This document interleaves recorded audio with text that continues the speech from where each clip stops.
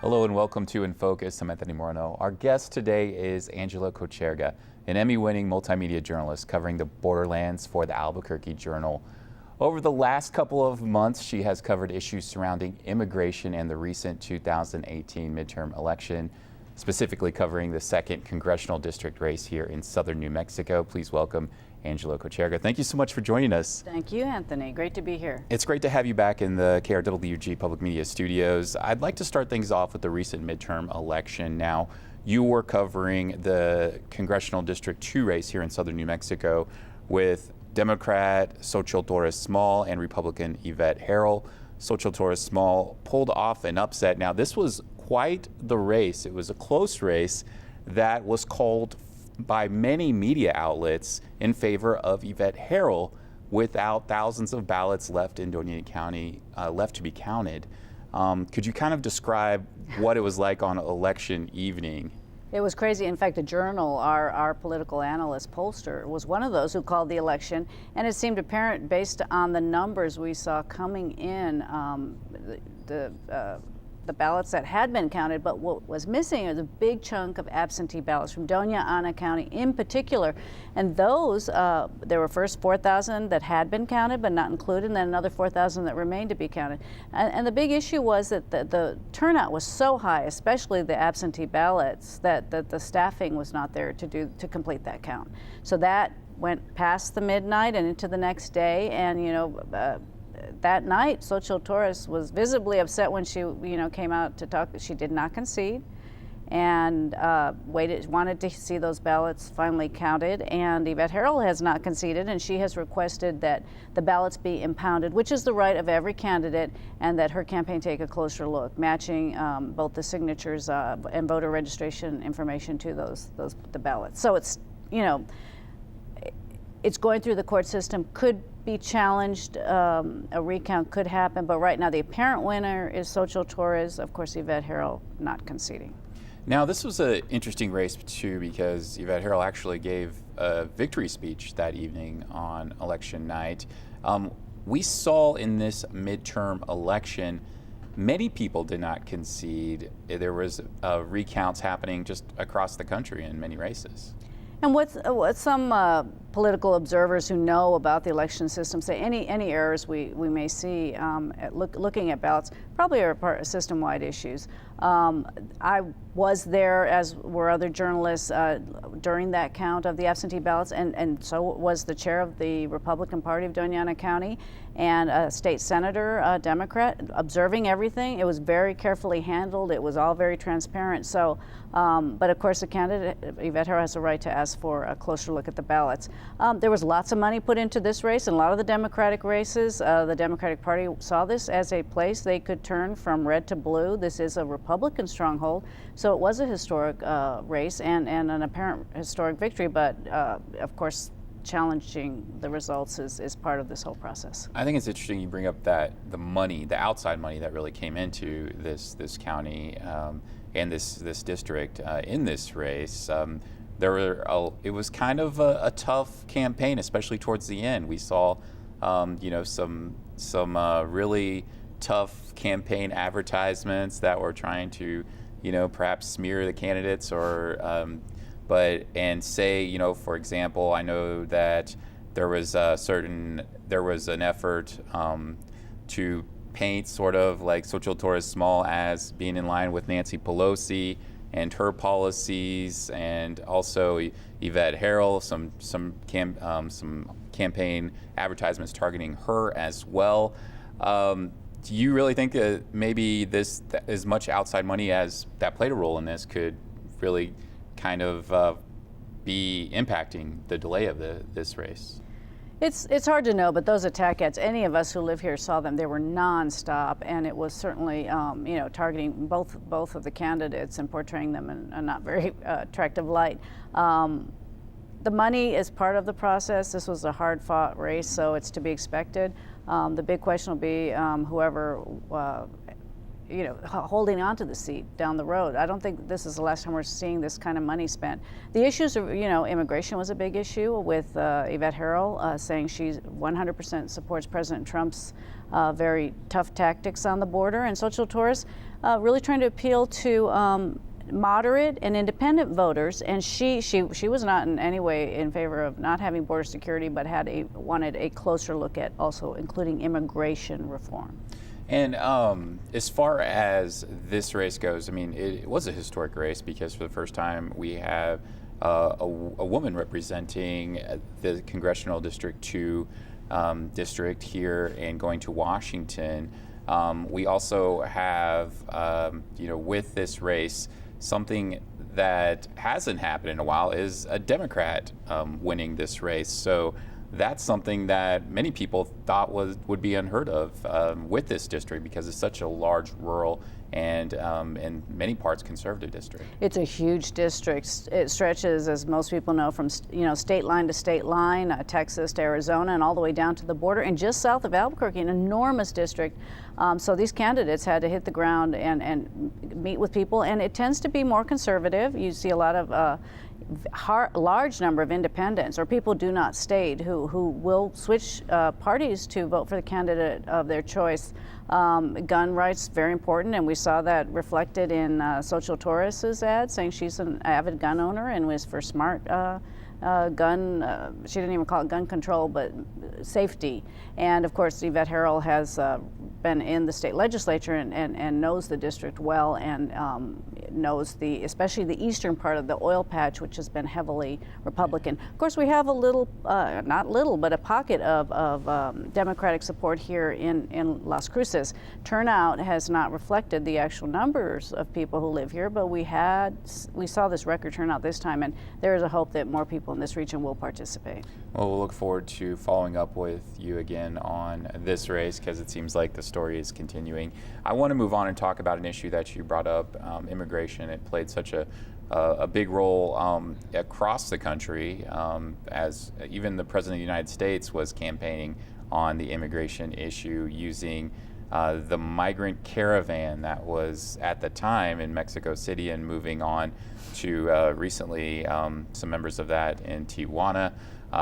As we tape this, we have already seen the news of what has happened in the busiest border crossing in the world between Tijuana and San Diego, where there have been migrant protests on the Mexico side of the border, and there was a recent, migrants stormed the border, and we saw the photos of the migrants being tear gassed by U.S. Border Patrol and customs officials. So seeing that issue, I mean, how do you think that's going to really affect people's understanding of this? Does this just make it even more partisan, do you think, or? It's hard to see it become a more divisive issue, but clearly the images of people throwing rocks and the tear gas, it's a very volatile situation. People around the ground there say that, it was a few people, but still, it did not look good, and it affected the whole group. Some have been arrested and will be deported by Mexico. Others are rethinking, especially parents with children, whether they want to stay as part of that group. They may opt to go back, or they may decide to, try and wait it out. It could take months. And the reason this pressure cooker situation is building is because something we've seen along our stretch of border is Customs and Border Protection, CBP officers at the ports of entry. These migrants who want asylum have been told you need to go to a legal port of entry to ask for asylum.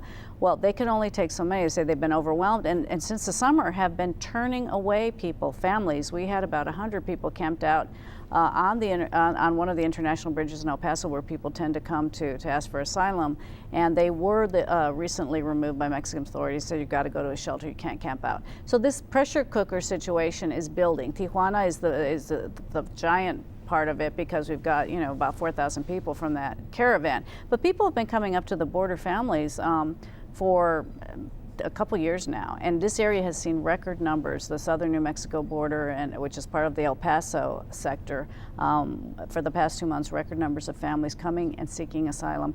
often not able to even get across the international bridge to go through the process. I mean, we've seen in recent months the people who are seeking asylum, they're basically on the bridge, sitting down, waiting for hours, possibly days, to get a chance to get in front of officials to begin the asylum process. That is something that's changed within, the last 6 months, hasn't it? Yeah, and that's because Customs and Border Protection officers have said they're not set up to handle large numbers of people, to hold people, to go through that process. So they're making people wait in Mexico. So that's become the kind of the waiting room for asylum. Others were getting frustrated or not understanding, or maybe they did understand, but coming across illegally. We had a couple large groups recently of parents with children, and they're not fleeing or sneaking in. They're turning themselves into Border Patrol and saying, we want to be part of the asylum process.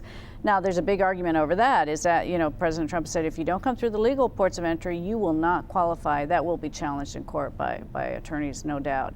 And so we'll see what happens, because under the current rules, it seems apparent that people can, no matter how they get here, as long as they make it on U.S. soil.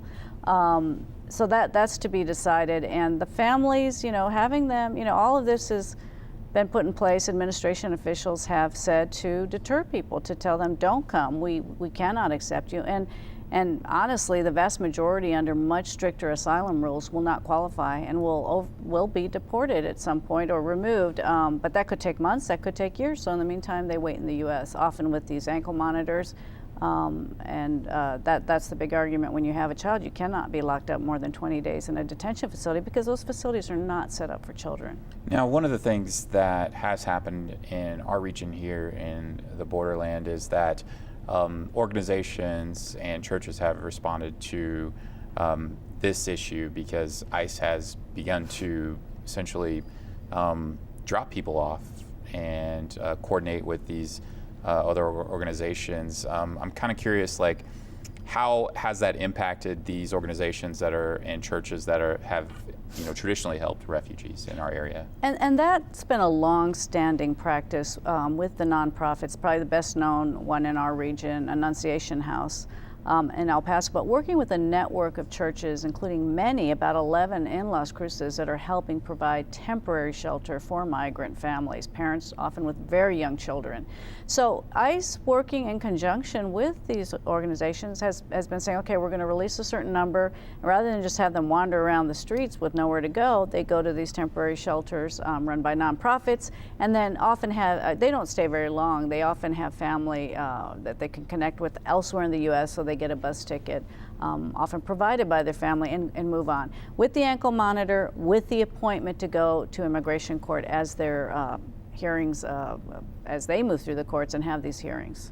One of the temporary shelters that was set up recently was, in the last 6 months, that's really gained attention from not only across the country but the world, was in Tornado near El Paso, where there are, as we're taping this, over 2,300 teenagers, mostly from Central America, you've been there.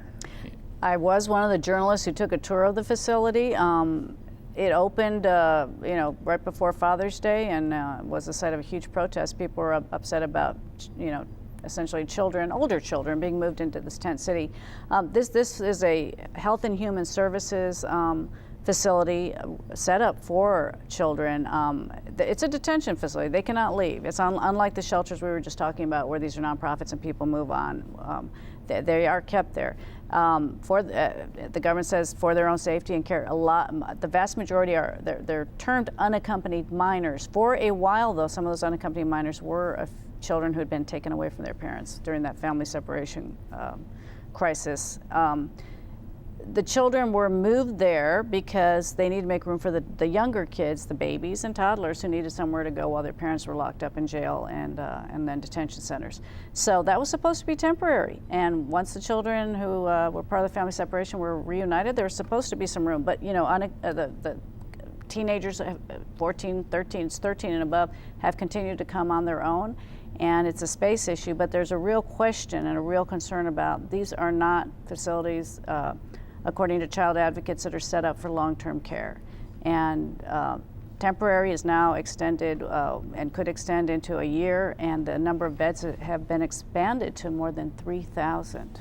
Now, one of the things, we just have under a minute, 30 seconds left, but I'm a little curious on your thoughts on the AP breaking the story about that the administration waived background checks for the people working at the facility at Tornillo. And so this is something that's very unusual for a situation like this. Is that not correct? Well, and correct? The nonprofit organization that runs this facility and does like kind of crisis management, said that they vet their people, but you know, the government has to vet as well. And you know, anytime there's a huge ramp up trying to provide services, we saw a little bit of this in the past when also some of the background checks for Border Patrol were delayed when there was a huge hiring, a number of people hired.